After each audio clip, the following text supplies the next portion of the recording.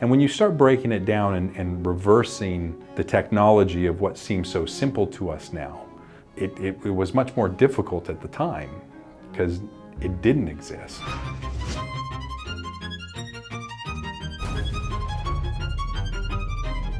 There was an evolution between sort of the 2D transfer and the 3D transfer, which it's obvious to say, you know, sort of goes back to Passion of the Christ. But I also think that this was one of those moments where, again, it was kind of a perfect storm of the Passion of the Christ being a very popular movie, you know, having all eyes on it that year, being the context of what it was, and just the quality of the project. The reality is that the transfer, the 3D transfer, was actually developed for a film prior to Passion of the Christ, but it just didn't have the momentum that Passion did. And so it became, again, sort of this perfect storm. How the product was used, on what project it was used on, and at a time where it was received really well by the community of makeup artists, because it had the attention of the masses. It wasn't a conscious evolution to try to develop something from a 2D to a 3D. That idea didn't exist. It wasn't something I would go into the workplace and say, how can we improve on this? How can we create something that's a 3D transfer? You know, at the time, even the word transfer was something that was used internally because of the name of my company. It wasn't even a part of the vernacular of makeup artists, because tattoos were still just temporary tattoos that we created. So it wasn't until the development of the 3D transfer that transfer became a part of how we spoke about doing makeups. That came, again, out of a need to create something because there was a problem that needed to be solved. That problem was initially finding a material that could check the boxes on X, Y, and Z of water resistant, able to be glued down, had to be dimensional, it had to be submersed in water, it had to be paintable, it had to have all these requirements.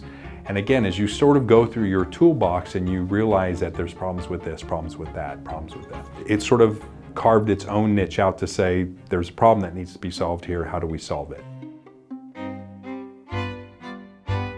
But Tinsley Transfers, the company, and the sort of catalyst for how that even came about was really inspired by a couple individuals that I was working with at the time. I was doing this film, Pearl Harbor. Julie Hewitt was the department head. Mindy Hall was the key, and I was the third.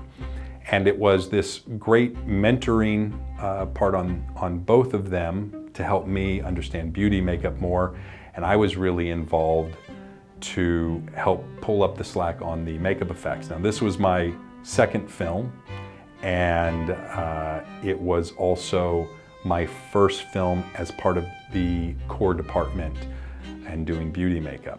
The inspiration came from this unique understanding that I hadn't been aware of, that continuity was an issue in this business, and that not everybody is familiar with all the different skill sets. There needed to be some synchronicity between the department and makeup artists in general to make the looks consistent for the film. And I quickly understood that not only was it not their strengths, but that because we were sharing actors, I wasn't doing their work justice and they weren't doing my work justice. And it was nobody's fault of their own. It's just different hands painting the same thing is going to look different. And so the inspiration came from, well, how can we do something where it looks the same every day? We were shooting in Hawaii. I was limited on resources, but I had sort of this lab mentality of problem solving. A temporary tattoo was the first thing that kind of came to mind. I've never really researched temporary tattoos at the time, but I had a basic understanding of how they worked. You had a water slide material, you had a print on it, and you had a little adhesive on the backside that would stick it to the skin. So my goal was, well, how can I re-engineer that with materials from the art store? And I'm in this marina environment.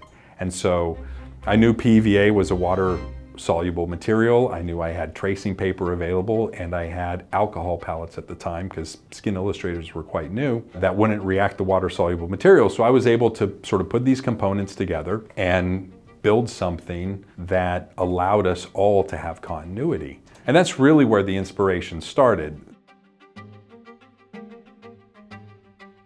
It was a bit of a magic trick. I remember the first time I showed it to Greg Canham and Keith Vanderlyn and Brian Sight, because we were in the process of developing this look for this film. And I didn't tell them how I made it. I didn't tell them what it was made out of. I just applied it. And as soon as I turned around and I saw their eyes open and their mouths agape and started asking questions about what I just did, at that moment I kind of knew, like, okay, this is kind of cool. This is kind of cool. And they kind of get that moment that I had when I did it in my garage, where I was like, wow, that really worked. It just kind of, it kind of went from there. And then from that point, it wasn't even over, right? The development kept happening. How can we improve upon this? How can we make it better? We're seeing shrinkage here. How do we eliminate the idea of it shrinking in a mold? What are our limitations? How thick can we make these before they just become unusable pieces of mush? How do we overcome that, if it's even overcomable? And then, you find a place where it's like, this is what it is. And from this point, people will come up with their own versions of it and put it to use and create variations of this idea. And that's what's been really exciting about it, is kind of seeing all the people doing different manipulations to this one base process idea, which is, I'm not gonna touch it, I'm just gonna transfer it. I'm not gonna use a brush and glue and stretch and move and place, I'm just gonna push it down. And that's been really kind of exciting to see that. There are makeups that I've done that I feel really good about. Some of them made it to the screen, some of them haven't. One of the ones that stand out in my head is when we did Josh Brolin as the young Tommy Lee Jones in Men in Black 3. This was one of those makeups that required prosthetics. We went through variations of what these prosthetics were. We minimized them to a point of where we captured enough of Tommy, still leaving Josh very much a part of it, to the extent where we had a lot of people after the film was released asking me, I didn't realize how much Josh looked like Tommy Lee Jones. And so I think that's where the success came from. They didn't realize, A, he was wearing prosthetics, and B, that those prosthetics were pushing him just enough over the edge to have a young resemblance to Tommy Lee Jones. It's easy to cover somebody in prosthetics and say, wow, look at that manipulation. I tend to lean on the little nose piece, the little eyebrow adjustments, little lip pieces, little ear pieces, whatever it might be. If you can alter somebody enough that they still feel like they're looking at that actor, but there's something different about them and sort of drastically moving that dial, I think that's the success of a subtle prosthetic makeup with big changes.